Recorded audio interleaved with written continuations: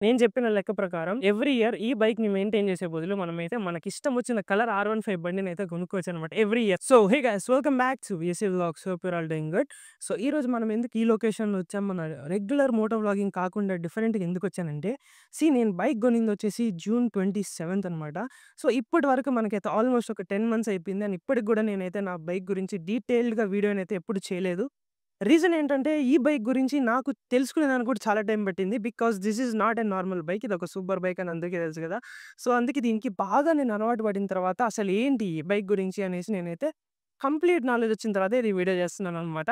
So, first question మీ అందరికి మైండ్‌లోకొచ్చేది, మన bike మనకి ఆన్ రోడ్ ప్రైస్ ఎంత పడిందో అని ఎన్నో సార్లు అడిగారనమాట. నాకైతే సింపుల్ ఆన్సర్ 12,50,000 నాకు ఆన్ రోడ్‌లో పడింది. గైస్ ప్లేన్ గూడా ఎళ్తుంది. ఎక్కడికెళ్తుందో తెలీదు. హాయ్ అయితే చెప్దాం. కెమెరామెన్ కొద్దిగా ప్లేన్‌ని కవర్ చేయండి. సో, బైక్‌నైతే బయటికి తీసుకురావడానికి మనకైతే 14,00,000 అయిందనమాట. ఎలా అంటే దీనిలోకి యాక్సెసరీస్ అయితే మనమైతే ఫుల్‌గా ఇన్‌స్టాల్ చేస్తున్నాం. అదేంటో ఒక్కొక్కటి క్లియర్‌గా ఎక్స్‌ప్లెయిన్ చేసి చూపిస్తా చూడండి. GB racing engine guards 28,000, aero slip on titanium exhaust 56,000, retro cross frame sliders 15,000, retro cross radiator guard 5,000. Guys ఇక్కడ కనిపిస్తుంది చూసారా? GB racing. ఇది మన బైక్ అయితే ఇంజిన్ గార్డ్ అనమాట. This is very very necessary for our bike. నేను చూస్తున్నాను చాలా మంది దీనైతే చాలా ఇగ్నోర్ చేస్తున్నారు. ఫ్రేమ్ స్లైడర్స్ ఏపిస్తున్నారు గానీ ఇదైతే ఏపియడం లేదు. నేను ఒక చిన్న ఎగ్జాంపుల్ చెప్తాను. బైక్ ఇలా పడితే ఫ్రేమ్ స్లైడర్స్ ప్రొటెక్ట్ చేస్తాయి, ఒప్పుకుందాం అందరం. ఇంపాక్ట్ వేరే వెహికల్ వచ్చి ఇక్కడ కొట్టిందంటే what will you do? So, ఈ ఇన్సిడెంట్ నాకు డ్యూక్‌లో జరిగిందనమాట. అప్పుడు నేను చాలా హ్యూజ్ లాస్‌ని ఫేస్ చేశాను. సో, దానికని నేనైతే ఫస్ట్ దీన్ని ఏపిచ్చా. దీని కాస్ట్ 29,000 అనుకుంటా. I'm not sure. నేనిక్కడ ఇక ఏదైనా పైన ఏస్తాను, ఎగ్జాక్ట్ ప్రైస్ ఏస్తాను. బట్ 29,000 నాకిచ్చినట్టు గుర్తనమాట దీని మీద. So, these are very important. These will really protect your bike. So, మన బండి గురించి అయిపోతే బేసిక్‌గా ఒక సూపర్ బైక్ లేకపోతే any super bike maintenance cost ఎంతుంటదో ఆలోచిద్దాం. జస్ట్ ఒక 1 ఇయర్‌కైతే కాలిక్యులేట్ చేద్దాం మనము. సో, ఇప్పటికి నా బండయితే ఆల్మోస్ట్ ఒక 10 మంత్స్ అయింది కదా! నేనైతే ఆల్మోస్ట్ ఒక 6,000 దాకా తిప్పేస్తున్నాననమాట వెహికల్‌ని. సో, ఇంకా 2 మంత్స్‌లో నేను యాక్చువల్‌గా ట్రిప్‌కెళ్తున్నాను కాబట్టి ఒక 10,000 అనుకుందాం యావరేజ్‌గా. సో, ఒక బేసిక్‌గా ఒక super bike every year average తీసుకున్నా కూడా ఒక 10,000 కిలోమీటర్స్ అయితే ఈజీగా తిరుగుతది. సో, ఆ 10,000 కిలోమీటర్స్‌కి మనం ఎంతైతే పే చేస్తున్నామో దాన్ని కాలిక్యులేట్ చేయాలి అంటే, నేను చెప్తున్నా కదా! మనం టాప్ స్పీడ్ కొడతాం. 5,000 టాప్ స్పీడ్ కొడతామనుకోండి. 5,000 కిలోమీటర్స్ వచ్చి స్లోగా పోతామనుకోండి. యావరేజ్‌గా మన బైక్ అయితే నాకైతే ఫుల్ ట్యాంక్ 17 లీటర్స్‌కి 250 కిలోమీటర్స్ ఇస్తుంది. సో, దీన్ని బట్టి మనం గనుక 10,000 కిలోమీటర్స్‌కి గనుక కాలిక్యులేట్ చేస్తే మనకైతే రఫ్‌లీ 14 ఇస్తుందనమాట యావరేజ్ లీటర్‌కైతే పెట్రోలు. సో, ఆ లెక్కన మనకైతే 90,000 10,000 కిలోమీటర్స్ తిరగడానికి 90,000 ఫ్యూయల్‌ది ఎక్స్‌పెన్స్ అయితుందనమాట. ఏం మాట్లాడుతున్నావురా? నరాలు కట్ అయిపోయినాయి. ఫ్యూయల్‌కి 90,000 కాలిక్యులేట్ చేసి పక్కన పెట్టుకుందాం. దాని తర్వాత ఎవ్రీ 10,000 కిలోమీటర్స్ మ్యాండేటరీగా 2 టైర్స్ అనేది మార్చాల. టైర్ సెట్ వచ్చేసి 40,000 నుంచి మంచి టైర్ సెట్ అయితే మనకు స్టార్ట్ అయితది. It can go up to 55,000 also. అదొక లెక్క పక్కన పెట్టుకుందాం. దాని తర్వాత insurance cost.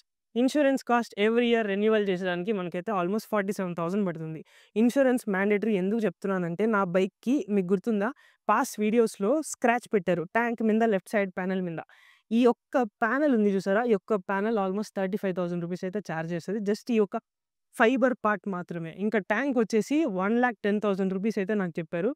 So, insurance is very mandatory. So, దాన్ని స్కిప్ చేయకండి. అదొక 47,000 పక్కనేసుకుందాం. ఇంకేముంది? Let's talk about the bike service. So, every 10,000 kilometres మీరు చాలా స్లోగా వాడితే బ్రేక్ ప్యాడ్స్ మార్చాల్సొస్తుంది. స్పీడ్‌గా తోలాలంటే ఖచ్చితంగా 2 సార్లు అయితే బ్రేక్ ప్యాడ్స్ మార్చాలి. సో, గైస్ బండి మొత్తానికి బ్రేక్స్ మాత్రమే మనకైతే 12,000 రూపీస్ పడుతుందనమాట బ్రేక్ సెట్ మార్చాలంటే.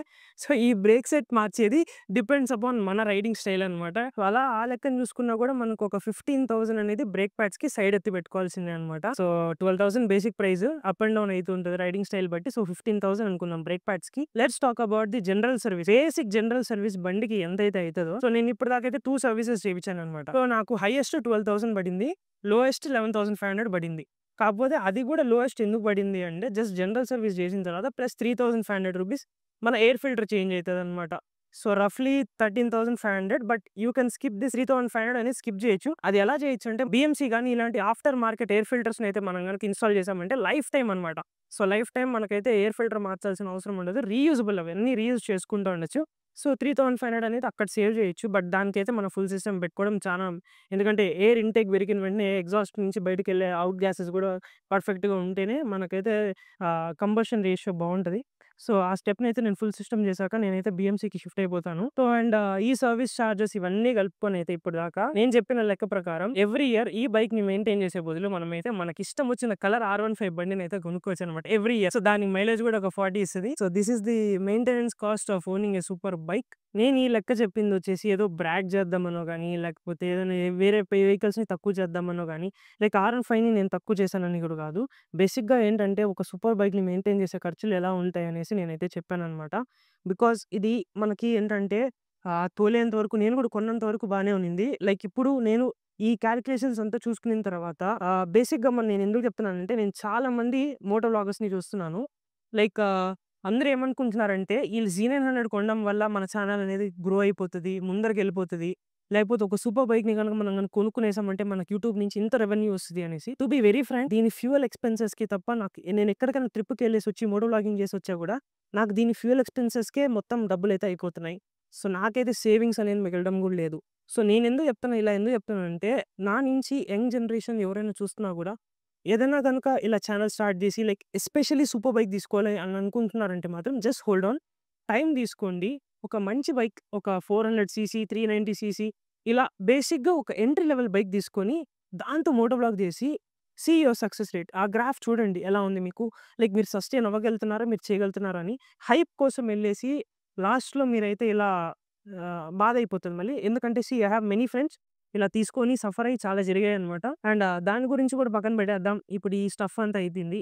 ఎంజాయ్‌మెంట్ స్టఫ్ గురించి చెప్పామంటే ఈ బైక్ తీసుకున్నప్పటి నుంచి నేనైతే చాలా ఎంజాయ్ చేస్తున్నా. లిటరల్లీ చెప్తున్నా కదా! మీకు ఎక్కడికెళ్ళినా కూడా పబ్లిక్ రియాక్షన్స్ అయితే డెఫినెట్‌గా వస్తాయి. చాలా మంది పబ్లిక్ రియాక్షన్ వీడియోలు కూడా అడుగుతున్నారు.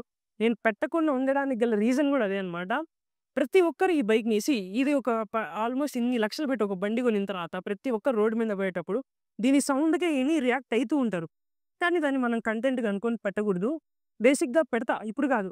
ఏదైనా సిటీస్‌కెళ్ళినప్పుడు బెంగుళూరు గాని, హైదరాబాద్ గాని నేనైతే బెంగుళూరు షిఫ్ట్ అవుతున్నా కదా! అక్కడ పెడితే అదొక రీజన్ ఉంటది. రియాక్షన్స్ వస్తది. ఇక్కడ మనమున్న టౌన్ ఏరియాలో రియాక్షన్స్ ఎలా ఉంటదంటే కాప్స్ రియాక్షన్స్ ఎక్కువ ఉంటది పీపుల్ రియాక్షన్స్ కన్నా. సో, అది కూడా పక్కన పెడితే మీకేమైనా బేసిక్‌గా ఏ క్వెషన్ ఉన్నా గాని నాకు క్యూఎన్ఏ వీడియోలాగా చేస్తా నెక్స్ట్ వీడియోలో. బైక్ గురించి ఏ డీటెయిల్ అన్నా నేను మిస్ అయ్యుంటే కింద కమెంట్ చేయండి. ఏదైనా తప్పు ఇన్ఫర్మేషన్ నేను ప్రొవైడ్ చేస్తున్నా కూడా దానికి తగ్గట్టు మీరైతే నాకు మళ్ళీ కరెక్ట్ చేసి యూ కెన్ కమెంట్. నేను మీకు తిరిగి కమెంట్ బ్యాక్ చేస్తాను. రిప్లై ఇస్తాను. Will leave about that. ఇంకా చైన్ అనేది ఎవ్రీ 500 కిలోమీటర్స్ మనమైతే లూప్ చేస్తున్నాం. ఆ లూపింగ్ కాస్ట్ కూడా అప్రాక్స్ ఒక 800-1000 రూపీస్ అయిపోతుంది. కానీ అది ఆ 1000 రూపీస్ ఎట్లా అంటే మనం ఒక 4 టైమ్స్ రెన్యువల్ చేసుకోవచ్చు. సో, యావరేజ్‌గా ఒక 250 అనుకుందాం చైన్‌ది. కవాసాకి ఒక లేబర్ చార్జెస్ గురించి ఎక్స్‌ప్లెయిన్ చేశానంటే టచ్ చేస్తే 1000 రూపీస్ కవాసాకిలో మీరు చేపిస్తే. So, labour charges are really very very high in Kawasaki. But you have to bear it. Full system. The point of full system ఇప్పుడు ఏపిస్తున్నా. అదొక సర్ప్రైజ్ అనమాట. సో, బేసిక్‌గా తొందరలోనే మన ఛానల్‌లో ఒక 2-3 వీడియోస్ తర్వాతే ఫుల్ సిస్టమ్ రావచ్చు. బికాజ్ నాకు ఫుల్ సిస్టమ్ ఏసుకోవాలని ఎంతో ఆశగా ఉన్నా కూడా మీకోసం నేనైతే ఏసుకోవాలి తప్పకపోతుంది. ఎందుకంటే ప్రతి ఛానల్‌లో ఫుల్ సిస్టమ్ అనేది ఇప్పుడు మ్యాండేటరీ అయిపోయింది. ప్రతి ఛానల్ ఓపెన్ చేసిన ప్రతి ఒక్క సూపర్ బైక్‌కి అయితే ఫుల్ సిస్టమ్ ఉంది. సో, మీరు స్లిప్ ఆన్ సౌండ్ మీకు యాక్చువల్‌గా నేను కూడా వీడియోస్ చూసేటప్పుడు ఆ సౌండ్ అనేది అంత బేసిక్‌గా రావడం లేదు హెల్మెట్ లోపల. గాలి సౌండ్‌తో మిక్స్ అయిపోతుంది. ఫుల్ సిస్టమ్ మన బైక్‌లో యాడ్ అవ్వబోతుంది. This is for sure. Full system కన్నా ముందు స్లిప్ ఆన్ సౌండ్ ఎలా ఉందో వినండి. ఉన్నదంతా ఆనందపడదాం. గాలి సౌండ్ ఎక్కువ వస్తుంది. But I will see what I can do. Are you guys ready? Let's go.